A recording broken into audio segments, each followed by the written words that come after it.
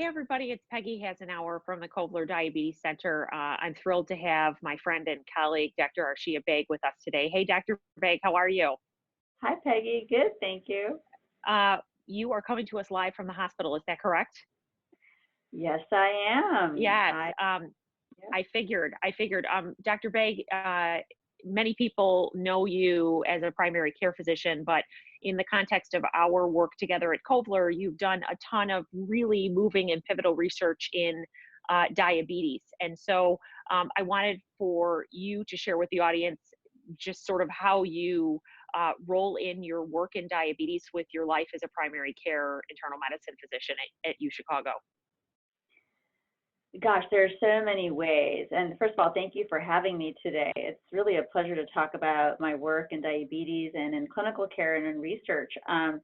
So, gosh, I feel like my research informs my clinical care informs my research, you know?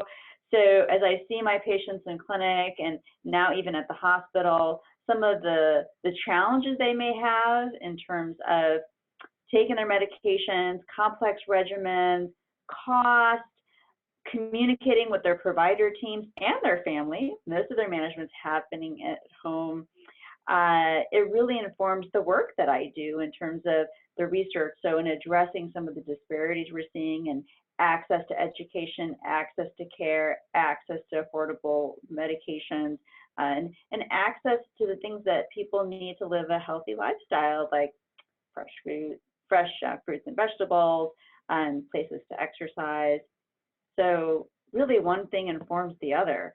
Sure. And you've done a ton of work, not only clinically, but from a research standpoint, helping people with type 2 diabetes, particularly in certain communities in Chicago that don't have access to good care, good food, and access to things that they need to help them create a healthy lifestyle.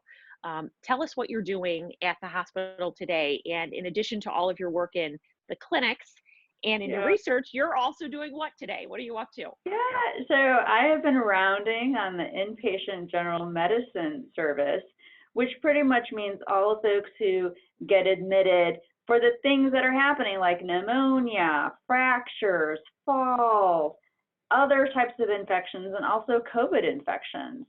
So, yes, I'm rounding with our residents on the Sure. inpatient side. Sure. So these rounding duties, they are over the course of 1 or 2 weeks. Is that correct? Yes, I Okay. am. So we do 2 week stints. I'm about a week and a half in now. So we receive daily updates, you and I do, and of course, our other colleagues at the medical center do, that we have over 100 patients in the hospital right now with a confirmed case of COVID-19. What would you say you've seen uh, that has surprised you or perhaps challenged your perspective in diabetes when you're seeing patients with COVID-19 who also have diabetes and other chronic conditions?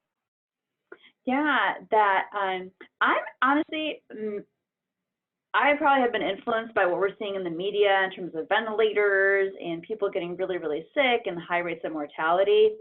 What I'm actually seeing also are the numbers of people who are coming in from shortness of breath. Let's say there's a reason for they were admitted for COVID, but that they actually are getting better with some support and they're going home. I You love know, hearing that. We're not hearing all those success stories right now. And I so appreciate you sharing that the patients you saw maybe a week and a half ago, they are going home and they're gonna be okay over time.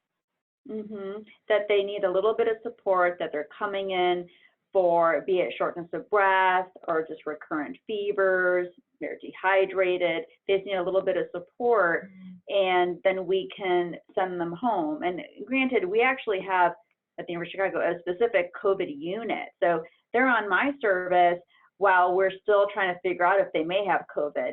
And once they test positive, then they're going to this specialty service where they have multiple subspecialists thinking about them. So I have seen some success stories. I Mhm. love hearing that. I think that's fantastic. Tell us a little bit about your research and how it's changed. So I've partnered with you doing some really amazing work with communities that are Spanish speaking in the Chicagoland area to help them understand their diabetes better, get various forms of education that are novel and interesting. How are you sort of moving forward in your diabetes research in the context of you not being able to physically be in the community? What does that look like right now for you? Great. Great question. So my work started out working with churches in the community, trying to provide diabetes education and support to mostly Mexican Americans, immigrants with diabetes. And that has allowed me to understand what's happening in the community. Now what I'm seeing is that a lot of the health centers and providers are adapting to what's happening. So the health centers are now offering video visits, phone visits. The community hospitals are offering COVID testing. So they really have adapted to the times. The most interesting thing in terms of my research right now is we have a grant and we're in the middle of a cluster randomized trial trying to do group visits in community health centers across the Midwest. Well, we can't bring groups of people together anymore. So we just trained a bunch of health centers in early March, so before all this COVID stuff was really ramping up here in Illinois. And we sent them back to their health centers, and now we're like, wait a minute, we can't do this. So we are quickly adapting our research protocols and working with the health centers to think about group visits that are video chats. Okay. So that is how we're adapting. Sure. We're learning together. I think we're all learning together. I was laughing with some colleagues earlier today that it is not my forte to be creating videos from home and the light setup and the phone and how to use Zoom. I didn't even know how to use some of these platforms 2-3 weeks ago. I think one of the silver linings, though, hopefully out of this, is that we are creating new opportunities for people to connect. And hopefully that will help us down the road, even when we can get back together, that there are ways that we can make sure that no person is left behind, that if they are at home and they can't physically get into the hospital for an appointment or they can't get into the hospital for a diabetes education class, how can we come to them with technology? I mean, I think that's what I'm most excited about. I totally agree with you. As we started our conversations with our health centers in our monthly meeting, we were thinking about that this is actually the time when a lot of our folks can't come in to get their care, that we need to reach out to them and we need to find novel ways of doing it, especially, in health centers where they're taking care of many vulnerable, disadvantaged patients who may be, are having food insecurity, maybe are not able to work right now because of the stay-at-home orders. So how do we reach out to them to make sure that we're providing the care that they need physically and emotionally, right? So not just like, how are your sugars doing? Do you have your refills? Are you getting food? But, do you have someone to talk to? Who's at home with you? How are you feeling about everything that's happening right now? I think that's a great point. Very interesting. We just had a conversation a few days ago with Dr. Tina Drosos, who is a psychologist on staff at U of C, and she's worked with many of our patients with diabetes, that this is a social, emotional journey, if you will, for all of us being at home right now. But for those who have diabetes, this is an extra challenge for many reasons, particularly for those who maybe their home life is out of sorts to begin with, or they don't have access to the food that they need. We had a conversation earlier today with one of our clinical pharmacists who's helping provide a lot of resources to people who need insulin. What are some of the challenges that you face as an internal medicine doctor when you're prescribing, and how some of these things are difficult for you in terms of trying to get people the medication they need? Yeah, so, I feel like the appointments I'm doing for my clinic patients now, so there's challenges and then there's advantages, right? The challenges are that maybe someone doesn't know how to get mail order prescriptions, because that's what they should be getting at this point, right? Instead of making that trip to the pharmacy. So working with my colleagues in clinic to get people signed up. Sometimes it's hard when maybe someone doesn't have a blood pressure cuff at home and I really wanted to see them for their blood pressure. Surprisingly, many people do have blood pressure cuffs at home, but for the folks who don't, I'm trying to titrate medications, and maybe I can't titrate because I can't get a blood draw on someone, right? I want to see what their kidney function is. I want to see what their A1C is. For the folks who are using insulin, sometimes it's hard for them to communicate to me what their sugars are. I'm trying to figure out what's their average pre-meal sugar or fasting sugar. And I'm used to looking at logs, paper logs, you know, and for my older patients who are maybe, they can't give me the average. They can just be like, well, it was this number today. I'm like, Right. okay, I actually need to see the trend to be able to safely titrate your insulin dosage. So there are some challenges, but again, some of the benefits, when I'm like, what's the dose of your ACE inhibitor? They're like, oh, let me go get the bottle. It's That's fantastic. amazing. You Agreed. know, That's been amazing.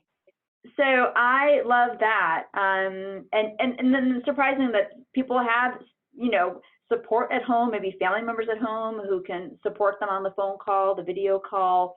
I like seeing people in their home environment also, so I sort of know what's happening actually. Yeah. Oftentimes when I see the patient, maybe like for this one patient, I always see him. And this time he told me about his wife, and I knew she always was in the waiting room, and I didn't really talk to her on the phone, but he was telling me how she was helping him set up a Zoom call with his therapist. And I was like, you know how to do Zoom? He's like, oh, my wife set it up. So just having that conversation, I was like, oh, great. So she's really engaged in your care. That's great, you know? So I actually feel like I get an idea of what's happening at home by calling people at home, you know? And I think that's what we're learning too. We're learning how to connect with our patients in a different way. And I think what's been cool about some of the conversations that I've been having of late is I can connect with you as a person to understand more about what makes you tick, what helps you thrive in your role as a physician. And I've learned so many things about some of our team members at Kovler over the last few days that I wasn't even aware of. And I think in the context of a crisis like this, we can find the silver lining and we can figure out how to connect with one another a little better. Any parting words? I can't thank you enough for your time today, and I want to move things along for you because you have patients to see in the hospital. But what can we do for you at Kovler, or what message would you like to share with those who are watching this today? Yeah, I would say that this is a challenging time in terms of how we are practicing medicine, but I really see it as like it's an opportunity for innovation. It's Agreed. an opportunity to, we've been talking about phone visits and video visits for how many years? Maybe At decades? least 10. Yeah, Yeah. at least 10. Yeah. And all of a sudden, within days to weeks, we're doing them, right? And patients are appreciating it. I think some of it's going to be making sure that these video visits and phone visits are accessible to the most vulnerable, right? Fair That point. I just don't want the folks who are Zooming and doing conference calls every day for work, that they're the only ones who can do these video chats with their providers. We need to make sure that this is something that's accessible to our older patients, to our limited English proficiency patients. And that may mean a little bit more effort and coaching folks to get on these platforms, because I think once they're on, it is a really valuable experience for the provider and the patient and the family. Yeah. Well, Dr. Baig, it's always a pleasure to see you. I'm so happy that I had the chance to talk to you today. I'm just so excited about the work that you're doing. You know that we're your biggest fans and partners, and we'll be in touch soon for a part 2. Great. Thank you so much, Peggy. Thank you for everything that you are doing. Of course. Have a great day. Take care. Thank you. Bye. Bye-bye.